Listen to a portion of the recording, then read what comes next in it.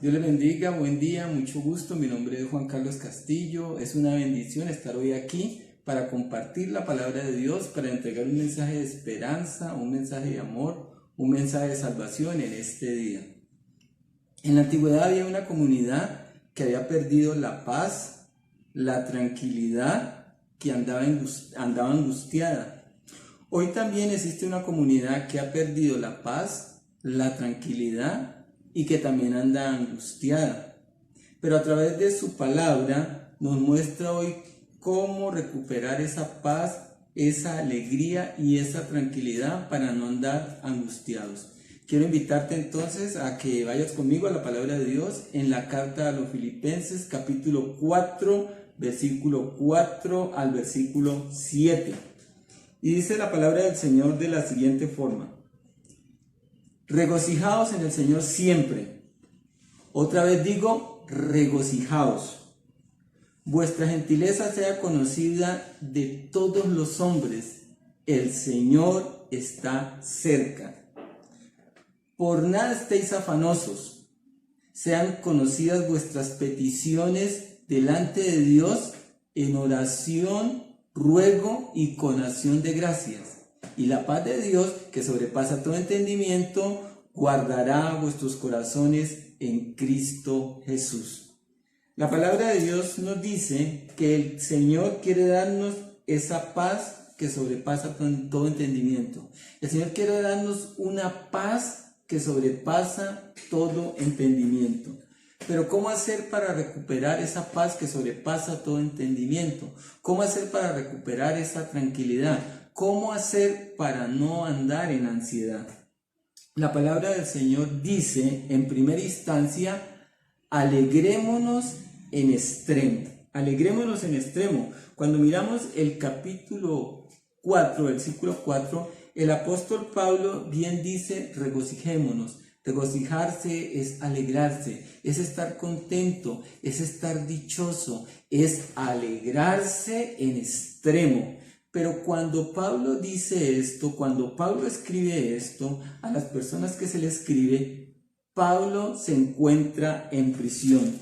En la misma carta a los Filipenses, en el capítulo 4, en el versículo 14, dice la palabra de Dios de la siguiente forma: y la mayoría de los hermanos, cobrando ánimo en el Señor con mis prisiones, se atreven mucho más a hablar la palabra sin temor.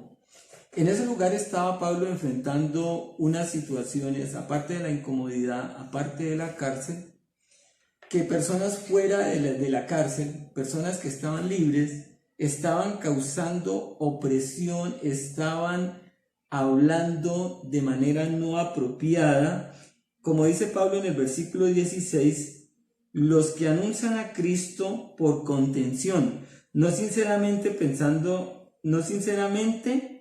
sino pensando en añadir aflicciones. Y desde ahí, donde Pablo tenía todo en contra, donde las cosas no funcionaban de la manera correcta para él, Pablo desde allí nos anima a estar siempre alegres en extremo.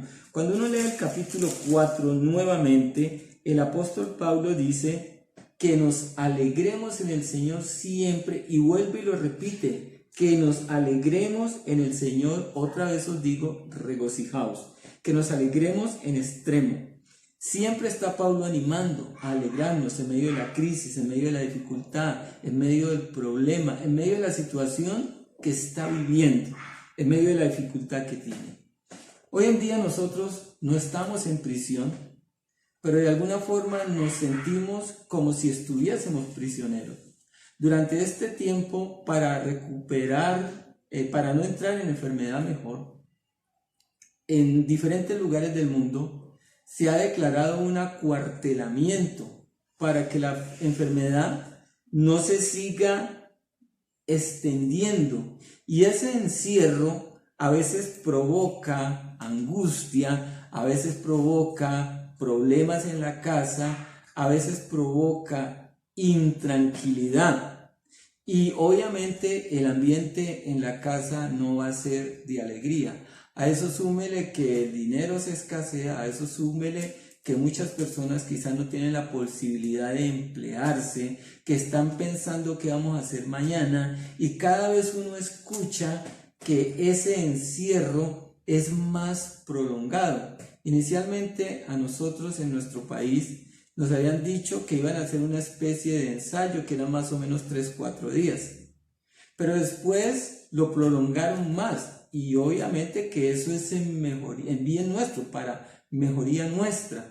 Sin embargo, a pesar de todo eso, cuando uno está acostumbrado durante mucho tiempo a estar por fuera, uno se siente como un prisionero, la alegría parece que disminuye, parece que uno se encuentra en peligro, la ansiedad entra, la paz se termina en la casa, la pensadera en una cosa, la pensadera en otra cosa. Sin embargo, es en ese momento parecido, similar, mucho más grave, que el apóstol Pablo dice: alegrémonos en extremo, desde la prisión, aunque él tenía la esperanza de que en algún momento iba a salir. Sin embargo, desde allí nos exhorta, y la palabra de Dios nos exhorta, a pesar del encierro, a pesar de la escasez, la palabra de Dios nos exhorta a alegrarnos en extremo, a regocijarnos en extremo.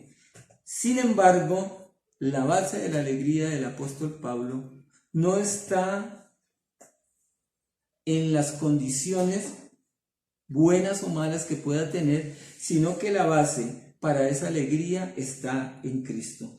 Cuando miramos el versículo 4, el versículo 5, el versículo 4 dice que nos alegremos en el Señor siempre, en todo momento, en el mal momento y en el buen momento. Es decir, que la base de nuestra alegría siempre sea el Señor Jesucristo, que no dependamos de las circunstancias para estar alegres, que en Cristo todo el tiempo nos alegremos.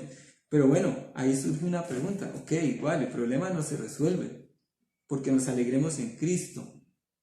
Sin embargo, la paz, la tranquilidad, a través de esa alegría que el Señor nos da, se puede sostener, se puede perdurar, se puede continuar, porque en el hecho de basar su esperanza en Cristo da una evidencia de que su alegría no proviene, como ya lo dije anteriormente, de las cosas, sino de saber que Cristo está cerca, que Cristo viene pronto. Y no estoy hablando de un mensaje o de una palabra en este momento que ya mañana viene Jesucristo, que el mundo ya se va a acabar. Cuando uno lee el Evangelio de Mateo, dice que muchas cosas habrán, pero que aún no es el fin. Yo pienso que en este momento la palabra de Dios me recuerda que esa venida está cercana, pero creo que lo que más me recuerda es que Cristo está cerca. Y si Cristo con nosotros, ¿quién contra nosotros? Por lo cual es suficiente motivo para regocijarnos en extremo, para estar alegres en extremo, a pesar de la circunstancia, a pesar de la escasez. La palabra del Señor nos invita a que nuestra alegría no dependa de las posibilidades favorables que tenemos, sino a que si no son favorables aún, en Cristo podemos estar alegres, porque Él nos va a ayudar, porque Él nos va a rescatar, porque no estamos solos. Te animo a confiar, te animo a creer, te animo a alegrarte. No estás solo, no estamos solos. Jesucristo está cerca de nosotros. No importa que hoy quizás falten algunas cosas, de alguna forma, de forma sobrenatural, el Señor va a proveer para tu casa. Por alguna parte el Señor te va a bendecir, porque Él está en ti, porque Él está cerca, porque nuestro Redentor vive, porque nuestro Salvador no nos ha dejado solos, porque nos acompaña y nos seguirá acompañando. Y esa alegría extrema debe de ser vista. Cuando uno lee el versículo 5, dice: vuestra gentileza. Por esa alegría vuestra amabilidad, vuestra bondad sea conocida a todas las personas. Es decir, que esa alegría, a pesar del dolor, a pesar de la angustia, debe reflejar amabilidad, debe reflejar bondad. ¿Cuántas personas en este momento de crisis, con una sonrisa, con un saludo, con un mensaje de amor, con un mensaje de esperanza, que brota de saber que Cristo está en ti, será consolada? Tu alegría será contagiosa y más poderosa que el coronavirus, porque mientras el coronavirus daña, la alegría produce más alegría, aunque hoy hayan cosas que estén en nuestra contra, que nos falten, que no tengamos en este momento. En segunda instancia, en vista de esa alegría, dice el apóstol Pablo que nada nos angustie. En el versículo 6 dice: por nada estéis afanosos, por nada estéis estresados, por nada estéis angustiados. No te afanes.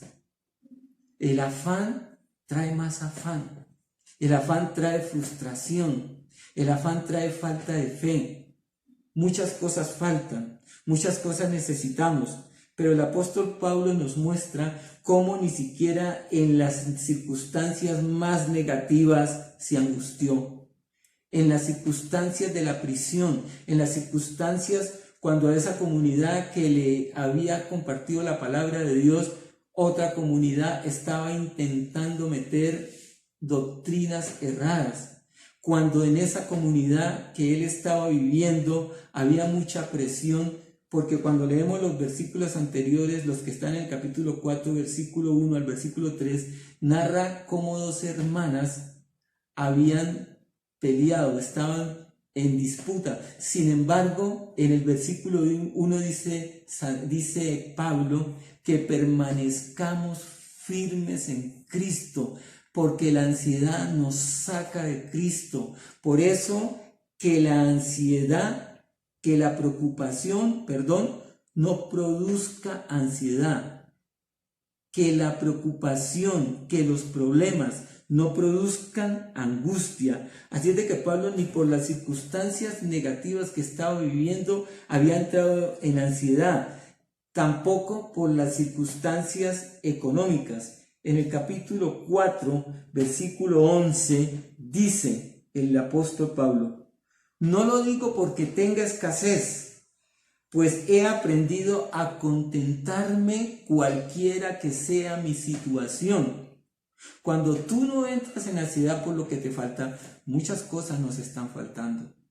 Y probablemente muchas cosas van a faltar. Probablemente va a faltar para pagar el arriendo, probablemente va a faltar para pagar la comida, probablemente va a faltar para pagar algunas cuotas. Pero el apóstol Pablo dice que en esos momentos donde le faltaban cosas, se contentaba. Y por eso más adelante va a decir: todo lo puedo en Cristo que me fortalece, porque sé vivir en escasez y también sé vivir en abundancia. Por eso, cuando esas cosas asomen a tu mente, esos pensamientos pasen por tu cabeza, recuerda: no te afanes por nada. No estoy diciendo que te fresques, no estoy diciendo que te relajes al extremo, pero sí te estoy diciendo lo que la palabra de Dios me dice cuando he entrado en ansiedad: por nada esté angustioso. Por nada estemos por nada entremos en angustia. Y luego nos da una solución frente a esa situación. Nos dice el apóstol Pablo que no entremos en ansiedad, que en lugar de eso pongamos delante de Dios todas nuestras peticiones para pagar el arriendo, para la comida, para pagar alguna cuota de alguna cosa, para los servicios.